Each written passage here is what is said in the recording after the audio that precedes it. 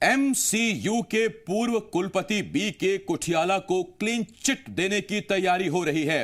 EOW ने जांच के बाद फाइनल रिपोर्ट तैयार कर ली है। माखनलाल यूनिवर्सिटी में आर्थिक अनियमितताओं के आरोप लगे थे। ईओडब्ल्यू की जांच में कुठियाला के खिलाफ सबूत नहीं मिले हैं, जिसके बाद अब उन्हें क्लीन चिट देने की तैयारी हो रही है।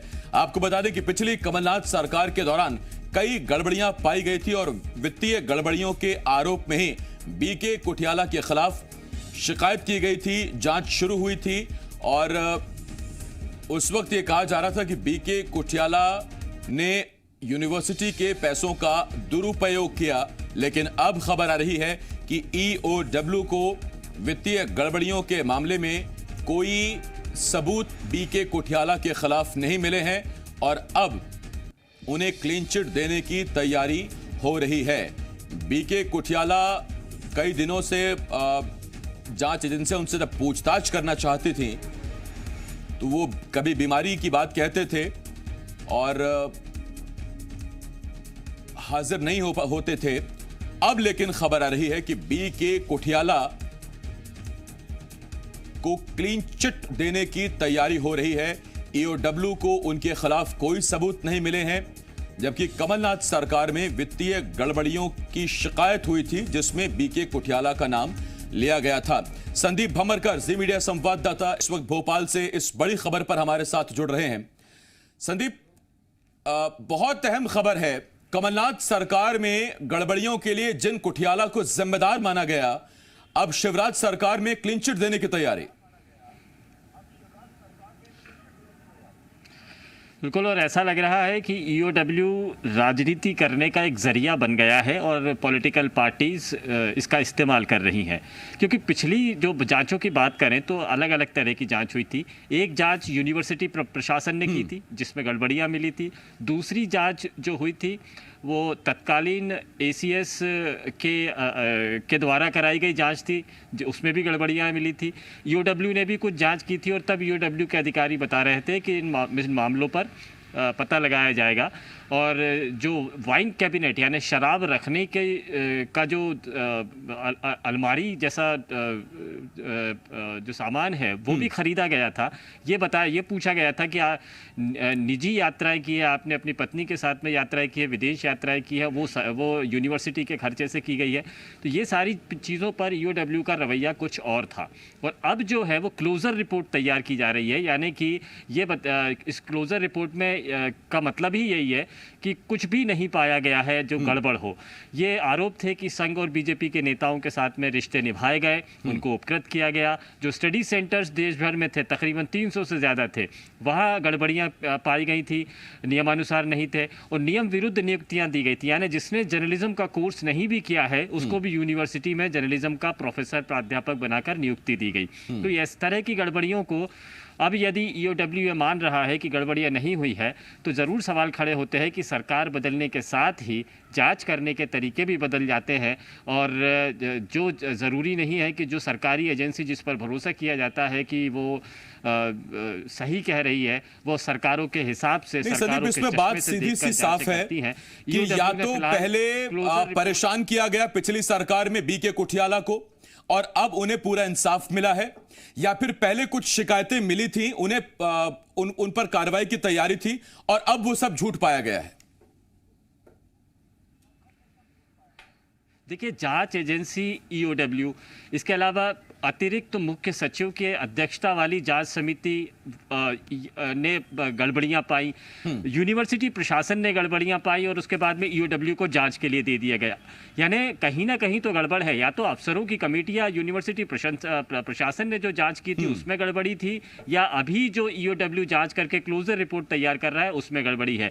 सरकार की ही एजेंसियां अलग अलग तरीके से इसमें जाँच कर रही हैं और फाइनली अब ये क्लोज़र रिपोर्ट का बताना ये जाहिर करता है कि ईओडब्ल्यू में अब कोई केस नहीं चलेगा। जो मामले अदालत में पेंडिंग है, जो अदालत में चल रहे हैं, वो ज़रूर चलते रहेंगे, लेकिन ईओडब्ल्यू के ज़रिए बी के कुठियाला को क्लीन चिट दी जा रही है और ये केवल फाइनल होना है और ये क्लोज़र रिपोर्ट जल्द ही टेबल कर दी जाएगी।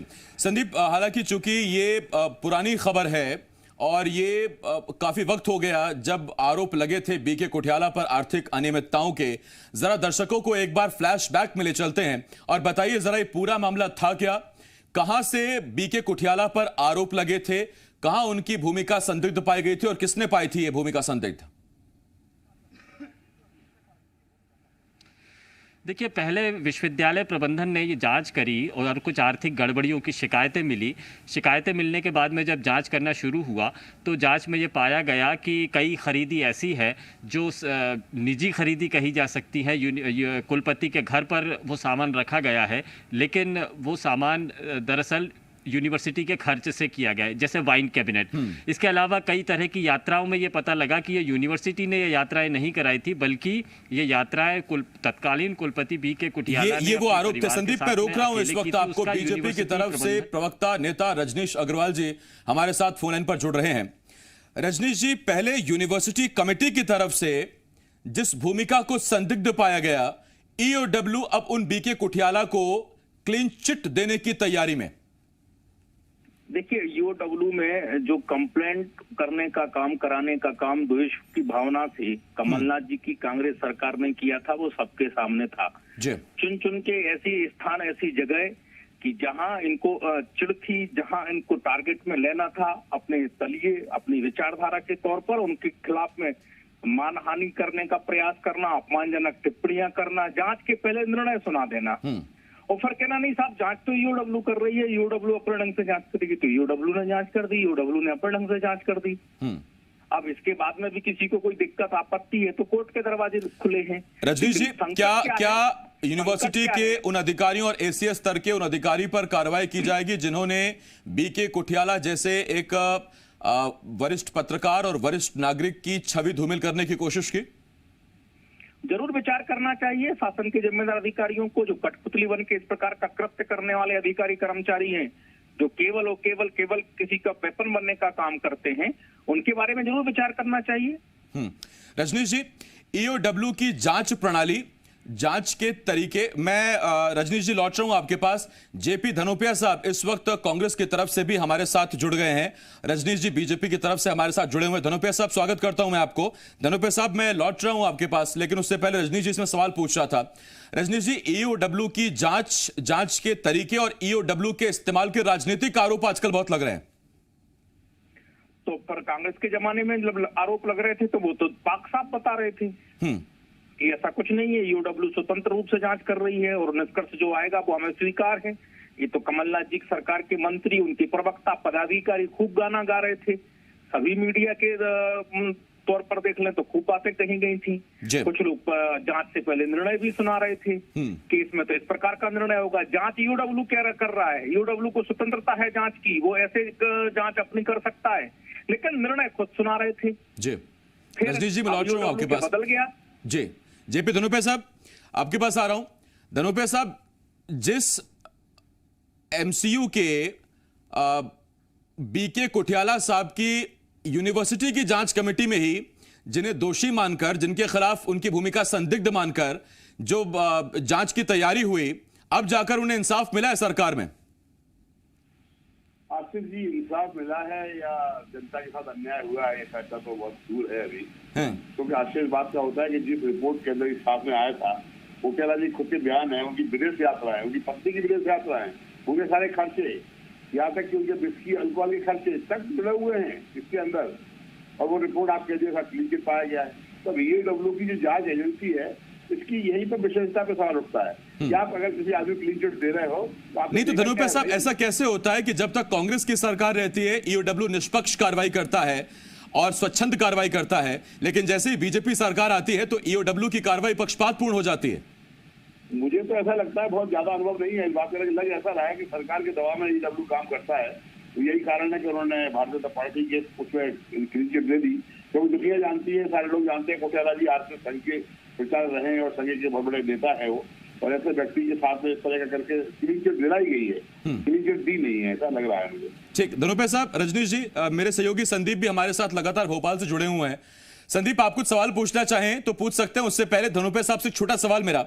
धनोपिया साहब, जब आप विपक्ष में थे तो उस वक्त ज्योतिरादित्य सिंधिया पर ईओडब्ल्यू में कुछ एफआईआर कराई गई थी लैंड की खरीदी को लेकर, जमीन की खरीदी को लेकर आपकी सरकार में आते ही एफआईआर भी रद्द हो गए, मामले भी रद्द हो गए, और फिर जैसे ही उन्होंने बीजेपी ज्वाइन की तो एक बार फिर उन पर आरोप लगे और मांग उठी कि ईओडब्ल्यू फिर जांच करे। आसिफ जी, यही सारे घटनाक्रम, राजनीतिक घटनाक्रम ही इन सब जांच एजेंसियों को संदेहास्पद बनाती है, उनकी विश्वसनीयता खत्म करती है। अगर बाकी में कोई व्यक्ति दोषी है तो निर्दोष नहीं हो सकता, और निर्दोष है तो दोषी तो साबित नहीं हो सकता है। चाहे सिंधिया जी का मामला हो, चाहे कोटियाला जी का हो, चाहे दूसरा हो। आज स्थिति ये हो गई है, जिसकी सरकार होती है, जांच एजेंसियां उसके इशारे पे काम करती हैं, और इसलिए जांच एजेंसियां अभी कानूनी रूप नहीं रखती हैं। ठीक है, आपने बहुत अहम बात कही दोनों पे साहब, जिसकी सरकार होती जांच एजेंसी उसके इशारों पर काम करती है, और इत्तेफाक से 15 महीने आपकी भी सरकार हाल ही में रही है। संदीप, कोई सवाल आपका रजनीश जी से या धनोपिया जी से? बिल्कुल, रजनीश जी से सवाल है, और सवाल वो इसलिए है क्योंकि सरकार की एजेंसी यानी यूनिवर्सिटी प्रबंधन ने जांच की तो गड़बड़ियां पाई गई रजनीश जी। दूसरा, अतिरिक्त मुख्य सचिव एम गोपाल रेड्डी की अध्यक्षता में गठित कमेटी यानी आईएएस की गठित कमेटी भी अनियमितता पाती है और रिपोर्ट बनाकर देती है सरकार को। ये रिपोर्ट जाती है ईओडब्ल्यू के पास में, ईओडब्ल्यू ने सारा मामला गड़बड़ कर दिया, यानी कि पूरा जांच को अब क्लोजर रिपोर्ट देने की तैयारी है, क्लीन चिट देने की तैयारी है। तो गड़बड़ी कहाँ है? क्या आप ये कह रहे हैं कि जो कुलपति ने टारगेट किया था उस वक्त के, और ये गड़बड़ियाँ पाई थी नियुक्तियों में हो या बीजेपी संघ नेताओं को फ़ायदा देने की हो, और यही गड़बड़ियाँ अतिरिक्त मुख्य सचिव एम गोपाल रेड्डी की अध्यक्षता में गठित कमेटी भी गड़बड़ी पाती है, तो गड़बड़ी आखिर है कहाँ रजनीश जी? कन्फ्यूजन ये है। गड़बड़ी कांग्रेस सरकार के दिमाग में थी, उनकी जो शासन में बैठे मुख्यमंत्री और मंत्रियों में थी, उनके पीछे चल रही साजिश और षड्यंत्र में थी, और इसी के तहत गोपाल रेड्डी वेपन थे। आईएएस उस समय के बाद में मुख्य सचिव बने, वो कमलनाथ जी के वेपन थे, हथियार थे। जहां चलाना है उनको, जहां इस्तेमाल करना उस ढंग से इस्तेमाल किया जाता था। किसी यूनिवर्सिटी में किस विषय पर संगोष्ठी होगी ये सरकार तय करेगी, किस विषय पर कौन सा यूनिवर्सिटी गतिविधि चलाएगी ये सरकार तय करेगी। अगर निर्धारित मापदंडों को, नियम शर्तों को, कानून को, उसकी मर्यादा को, उसके बायलॉज को, एक्ट को तोड़ा हो तो सवाल खड़े हो, सब्जेक्ट तय करेगी। क्या करना है क्या नहीं करना है वो बताएगी।